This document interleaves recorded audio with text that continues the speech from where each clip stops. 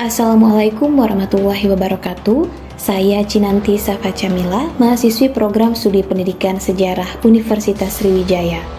Pada kesempatan kali ini saya akan membahas mengenai Perang Teluk Satu. Kita semua tentu sudah tidak asing lagi mendengar Perang Teluk Satu ini. Perang Teluk Satu merupakan peperangan yang terjadi pada tahun 1980 sampai 1988 yang melibatkan Irak yang dipimpin oleh Saddam Hussein dan Iran yang dipimpin oleh Ayatollah Khomeini. Lalu, apa yang melatar belakangi pecahnya Perang Teluk Satu ini? Perang Teluk Satu dilatar belakangi oleh beberapa penyebab. Yang pertama yaitu terdapat persaingan dan ketegangan antara bangsa Arab dan bangsa Parsi, di mana bangsa tersebut tidak dapat menerima suatu keunggulan atau dominasi antara keduanya. Yang kedua, terdapat permasalahan minoritas etnis, di mana pada zaman Syah, Iran mendukung perjuangan otonomi suku Kurdi di Irak, sedangkan Irak mendukung minoritas Arab di Iran. Yang ketiga, adanya perbedaan orientasi politik luar negeri, di mana Irak pro-Uni Soviet dan Iran pro-Barat.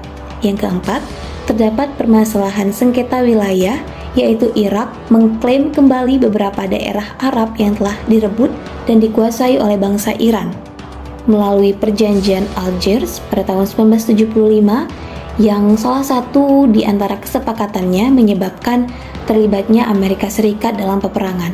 Yang kelima, adanya kekhawatiran Saddam Hussein atas perlawanan Syiah yang dibawa oleh Ruhollah Khomeini dalam revolusi Iran, dan adanya percobaan pembunuhan terhadap pejabat Irak, yaitu Deputi Perdana Menteri Irak Tariq Aziz, yang dalam hal ini Irak segera bertindak untuk menangkap seseorang yang terlibat dalam peristiwa tersebut.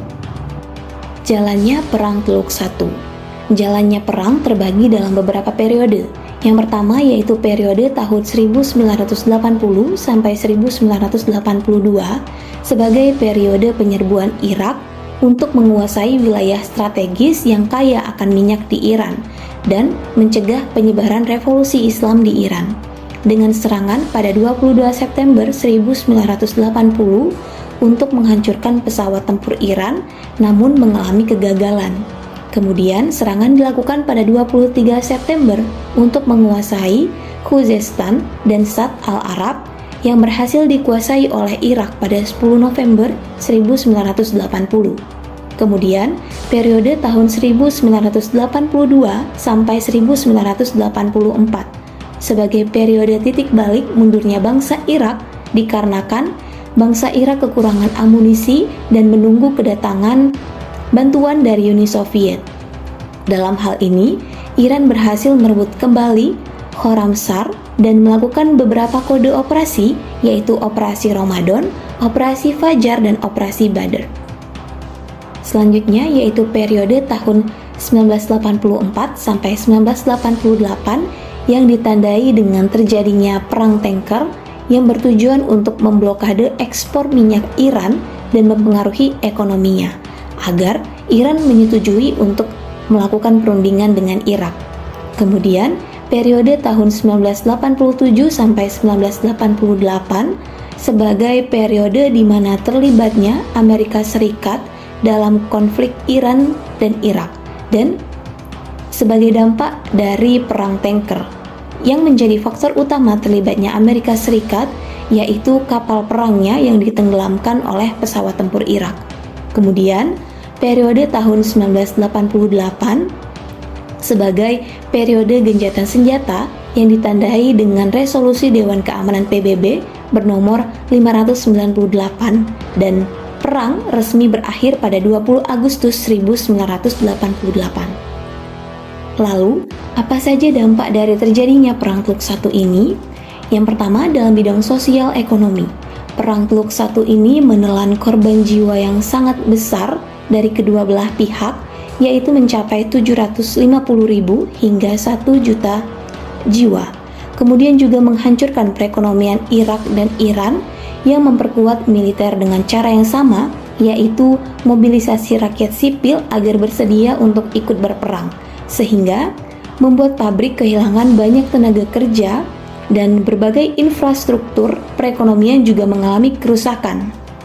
Sehingga perekonomian dari kedua belah pihak mengalami stagnasi bahkan mengalami kemunduran, serta terjadinya inflasi oleh kedua pihak negara sehingga menyebabkan rakyat mengalami kesulitan dalam memenuhi kebutuhan sehari-hari.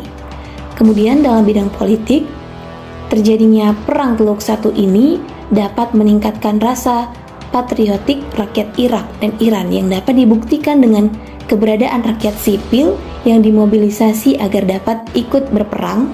Namun, dalam hal ini terjadi beberapa gejala politik, seperti di Iran, terjadinya isu politik namun dapat dimanfaatkan oleh Imam Khomeini untuk menyatukan berbagai golongan politik tersebut.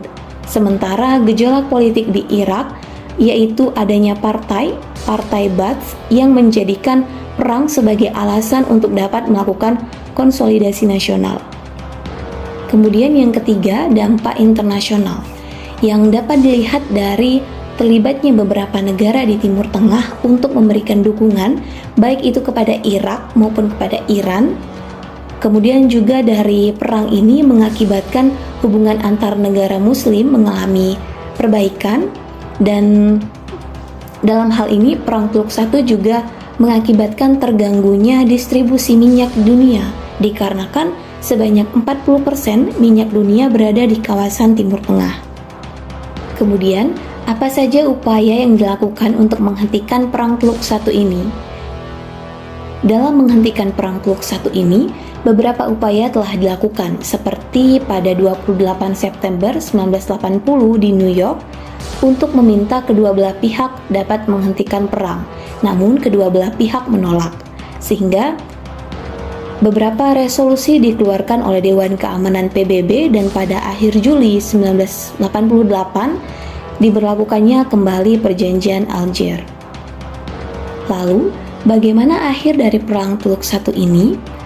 Akhir dari Perang Teluk I ini ditandai dengan dikeluarkannya beberapa resolusi oleh Dewan Keamanan PBB yang pada awalnya ditolak oleh salah satu pihak. Namun, setelah Amerika Serikat melibatkan diri dalam peristiwanya untuk memaksa Iran untuk menerima resolusi Dewan Keamanan PBB, sehingga dari kedua belah pihak menyetujui untuk menghentikan pertempuran.